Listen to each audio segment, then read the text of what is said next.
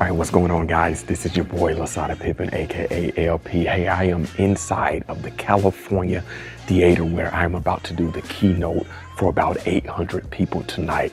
This is a graduating class. I am so freaking excited to be here. We are about to send these graduates out into the real world with real tools, with real practical things that they can apply to their life. If you look right behind me, you'll see the stage where it's all going down right there. You see the stage, beautiful red stage. Yeah, I'm already excited. I can't wait to get up there and give them 15 minutes of pure power. This is your boy, LP, California Theater, signing off. Catch y'all in a little bit.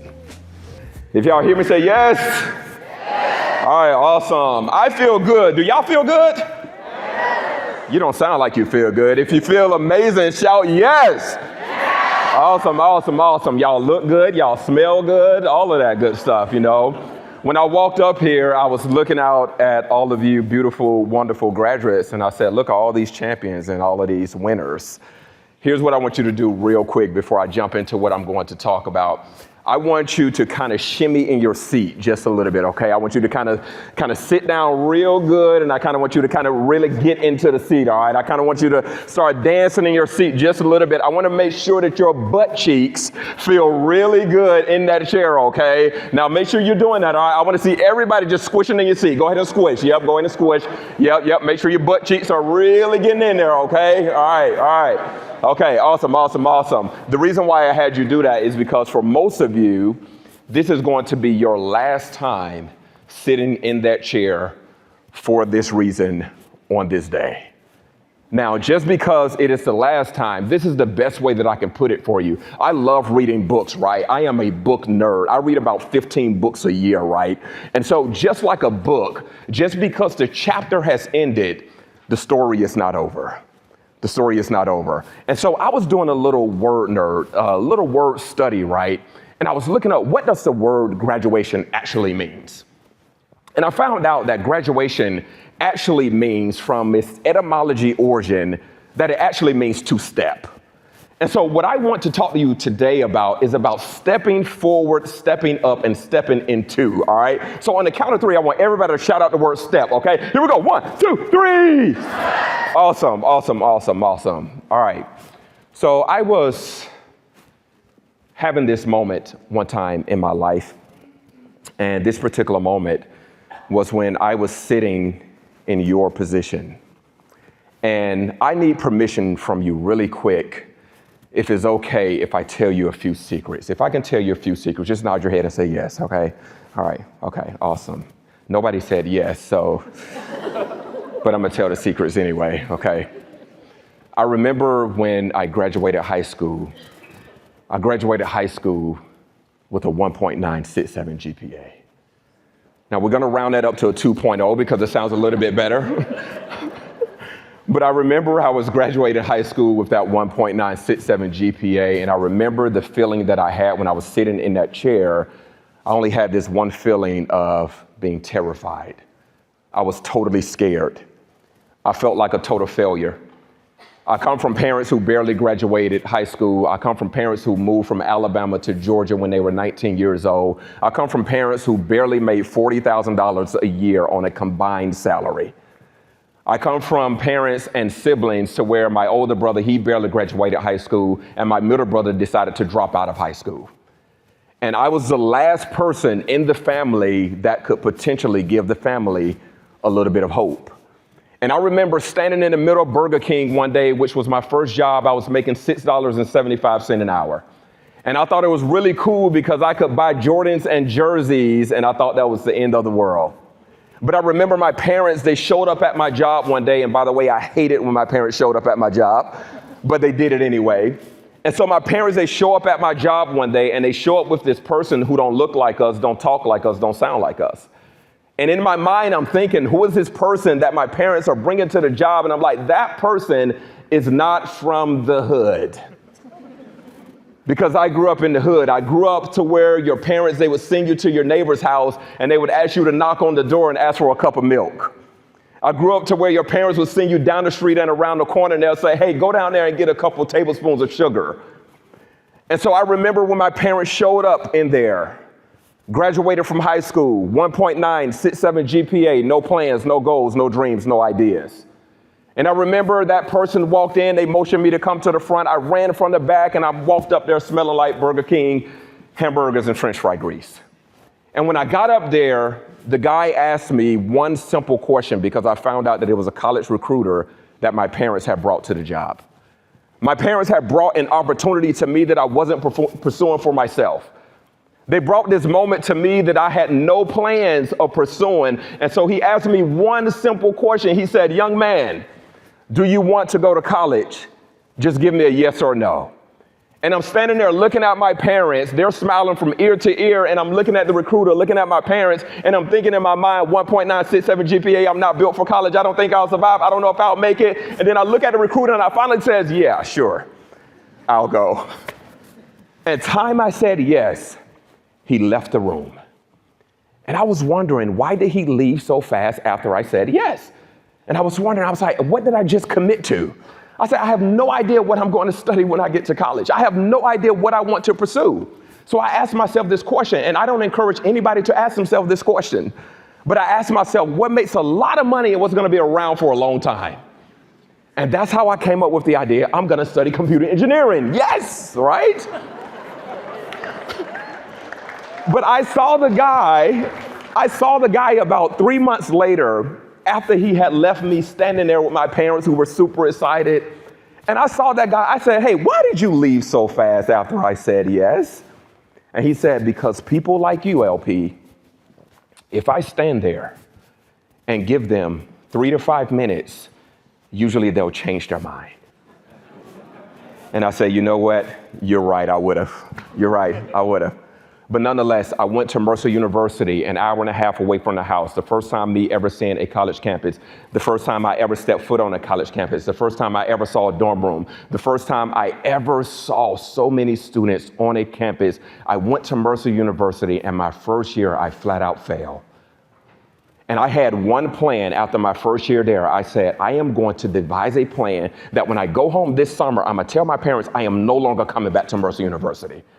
I'm going to tell my parents that I need to work. I need to figure things out. I need to decide on my career path. And so as I'm planning this out, I get home that summer. And when I got home, I looked around my house and I saw the same people doing the same thing in the same position that they were in before I left. I walked outside and I went down the street and around the corner. I saw the same people in the same position doing the same thing that they were doing before I left. I said, if I quit now, if I quit in this moment, this will be me. And I said, I want more in my life than that right there. So I decided to go back to Mercer University. I would lock myself in the dorm room. I would study day and night. I would give the keys to my car to some of my friends, and they would go out and they would club, and I would hang back and just study and read and learn. And I graduated Mercer University a semester early with a 3.6 GPA. And the reason why is because I locked in. I did this one thing that I want to share with you. Your life will total to the decisions that you make.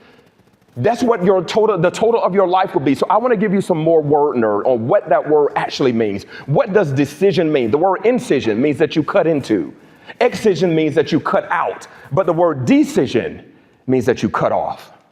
So here's what I want to challenge you is that I want to challenge you to cut off anything that is going to stand in your way. I want to challenge you to cut off anything that is going to prevent you from taking a step forward. I want to challenge you that you will cut off anything that is going to prevent you from stepping into your next greatest opportunities.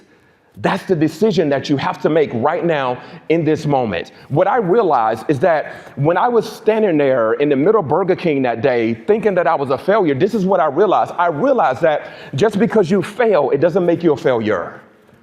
That was the one thing that I realized in that moment. And so I had to shift my mentality that, yes, I failed. Yes, I had challenges. Yes, I had obstacles, but that does not make me a failure. And so here's the one thing that I want to give you that I believe you are going to need in order to step forward is you're going to have what I call push power. On the count of three, everybody say push. All right, here we go. 1, 2, 3. Awesome. Say it like you mean it. Here, one second. This is what I want to do this time. Everybody take two hands and do them just like this, okay? Two hands just like this. Two hands in the air, okay? All right. We're about to wave them like we just don't care, but yeah, two hands in the air, okay? All right, awesome. Here we go. On the count of three, I'm going to say push, and I want you to raise the roof, okay? All right, here we go. 1, 2, 3. Awesome. That's what you're going to need in the next chapter of your life, is that you're going to have push power. Now, here's what push means in my world, is that you have to persevere until success happens. That's what push means. You got to persevere until success happens. For some of you, you are going to step forward and you will run into obstacles. For some of you, you are going to step forward and you will run into mountains. For some of you, you will step forward and you are going to run into hurdles. But you're going to have this push power, this persevere until success happens if you want to make it, if you want to succeed at the next level, because this chapter is over, you have to have push power. You got to persevere until success happens. Now, I remember Martin Luther King had this powerful quote, and he said it like this, because a lot of times we think that we have to have everything figured out. There are a lot of times that we think we have to have this beautiful 5-year plan. There are a lot of times that we think we have to have all of our T's crossed, all of our I's dotted. There are a lot of times that we think we have to have the perfect plan in order to go forward. You don't have to be perfect, but you do have to be persistent. Now, this is what Martin Luther King said. He said it this way. He said, you don't have to see the whole staircase. He said, just be willing to take the first step. So for some of you, there will be blind spots in your future. For some of you, you are used to having everything figured out. For some of you, you are used to being controlling. Now, that doesn't make you a control freak, because there's a difference between being in control and being controlling, okay? But for some of you, you have to have every step outlined, and you have to see the path before you take it. But my challenge to you right now is that you are willing to take the first step, even if you don't see the entire staircase. And just because you fail, it doesn't make you a failure. Here's something that I want to leave you with as well, is that you do not have to be the best in order to give your best. You don't have to be the best in order to give your best. Instead of thinking about that 5-year plan, I want you to start thinking about the next 5-minute plan. In the next 5 minutes, what are you doing to get better as a person, as a future professional? What are you doing in the next 5 minutes of your life that can impact the next 5 years of your life? You got to have push power. Persevere until success happens. This is the last thing that I'll leave you with. Most people in here would agree that Albert Einstein is probably a genius. Most people in here would agree that Albert Einstein was a really smart person. But Albert Einstein said something that I thought was really important. I thought it was really critical to his success. He said it this way. He said, most of the time, I'm not the smartest person in the room. He said, I just know how to stick with the problems a little bit longer. In other words, Albert Einstein was simply saying, I don't have anything that you don't have. My DNA is not different than yours. I don't have an AI chip embedded in me anywhere. I don't have ChatGPT. I don't have Gemini. I don't have Claude. I don't have all of these AI assistants. I don't have any of those things. The only thing that I have that makes me different from everyone else is the ability to push. I persevere until success happens. I stick with the problems over and over again until I get the outcome and the result that I want. On the count of three, say push. All right, 1, 2, 3. Push. Awesome. This time, raise the roof. 1, 2, 3. Push. Awesome. You got to persevere until success happens. I'm excited for all of you to step into 2026 and beyond and go change the world, go change lives, go live a life that is worth living. Go be bold, go take risk, go take challenges, go do something that you're afraid of. Go do something to where your potential to fail is higher than it is to succeed. Go embrace the possibility of failure. Go embrace the possibility that you may not be the best in your next chapter. Go embrace the possibility that you may not be the best candidate for that job that you really desire. But as I said before, you don't have to be the best in order to give your best. Persevere until success happens. That's all of my time, y'all. Thank you all so much. Thank you all so much.